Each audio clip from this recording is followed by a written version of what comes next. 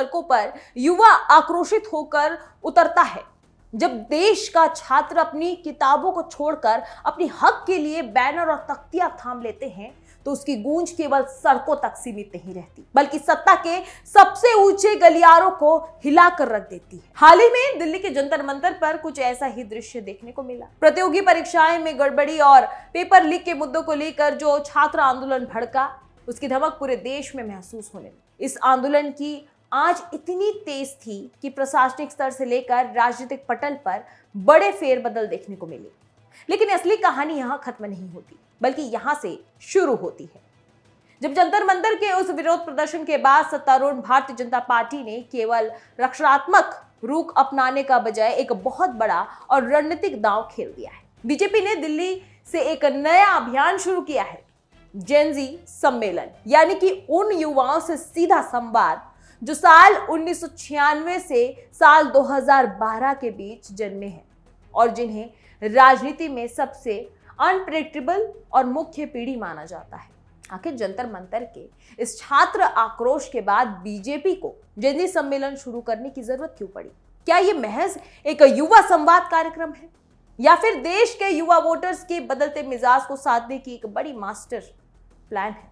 आइए देखते हैं। दिल्ली का जंतर मंतर हमेशा से आंदोलन का गवाह रहा है, लेकिन इस बार जब पेपर लीक और शिक्षा व्यवस्था में सुधार की मांगों को लेकर छात्र सड़कों पर उतरे तो माहौल बिल्कुल अलग था। इस प्रदर्शन में कॉलेज जाने वाले छात्र छात्राओं से लेकर दूर दराज के इलाकों से आए प्रतियोगी परीक्षा की तैयारी करने वाले युवा शामिल थे। इस आंदोलन को नया नाम दिया गया, जेन ज़ी प्रोटेस्ट, यानी कि वह पीढ़ी जो सोशल मीडिया के इस दौर में अपनी बात बेबाकी से रखना चाहती है। युवाओं का यह गुस्सा इतना बढ़ गया कि सरकार को स्थिति संभालने के लिए कड़े प्रशासनिक कदम उठाने पड़े और व्यवस्था की समीक्षा करनी पड़ी।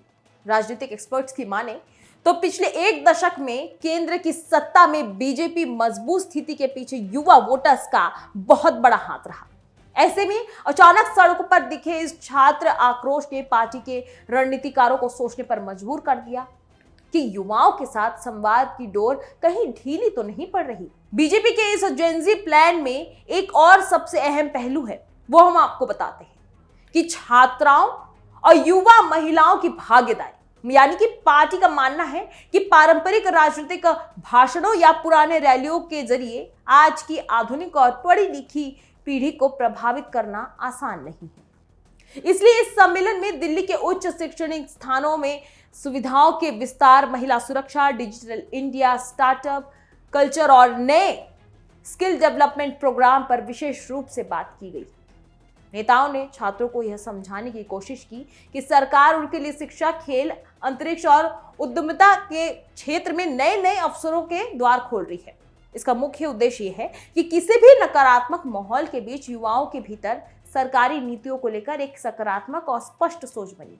राजधानी दिल्ली की सियासत में मध्यम वर्ग और युवा मतदाता हमेशा से किंगमेकर की भूमिका निभाते आए हैं। जंतर मंतर पर हुए आंदोलन के बाद विपक्षी दलों ने भी युवा वर्ग के इन मुद्दों को जोरों शोरों से उठाना शुरू कर दिया था। ऐसे माहौल में चुनावों से ठीक पहले बीजेपी का जेन ज़ी सम्मेलन शुरू करना यह दिखाता है कि पार्टी वैचारिक मोर्चा पर कोई ढील नहीं छोड़ना चाहती। वो जानती है कि युवाओं का भरोसा बनाए रखना ही उनकी सबसे बड़ी राजनीतिक ताकत है। ये कार्यक्रम सिर्फ भाषण देने का मंच नहीं था, बल्कि यह संदेश देने की कोशिश थी कि सरकार युवाओं की चिंताओं को सुन भी रहा है और उनके समाधान के लिए काम भी कर रहा है। तो कुल मिलाकर कहा जाए तो दिल्ली के जंतर मंतर से उठी छात्र आक्रोश की चिंगारी ने भारतीय राजनीति को एक नया मोड़ दे दिया है। एक तरफ जहां देश का युवा अपने भविष्य, रोजगार और पारदर्शी व्यवस्था को लेकर बेहद सजग और मुखर है, तो वहीं दूसरी तरफ राजनीतिक पार्टियां भी यह अच्छी तरह समझ चुकी हैं कि नई पीढ़ी को सिर्फ पुराने वादों से नहीं, बल्कि सीधे संवाद और ठोस कदम से ही साधा जा सकता है। बीजेपी का यह जेन ज़ी सम्मेलन यह साबित करने की कोशिश है कि वह युवाओं के तीखे सवालों के पीछे नहीं हट रही, बल्कि उनसे सीधे आंख मिलाकर बात कर रही है, ताकि युवाओं के इस सबसे बड़े पावर हाउस को अपने साथ जोड़ा जा सके। फिलहाल अब ये देखना होगा कि आने वाले समय में यह जेन ज़ी आउटरीच युवाओं के भरोसे को दोबारा जीतने में कितनी कारगर साबित होती है। आपको क्या लगता है, क्या ये सम्मेलन जेन ज़ी अपनाएंगे? अपनी राय कमेंट बॉक्स पे जरूर दें। वीडियो को लाइक करें, शेयर करें और हमारे चैनल को सब्सक्राइब करना ना भूलें। नमस्कार।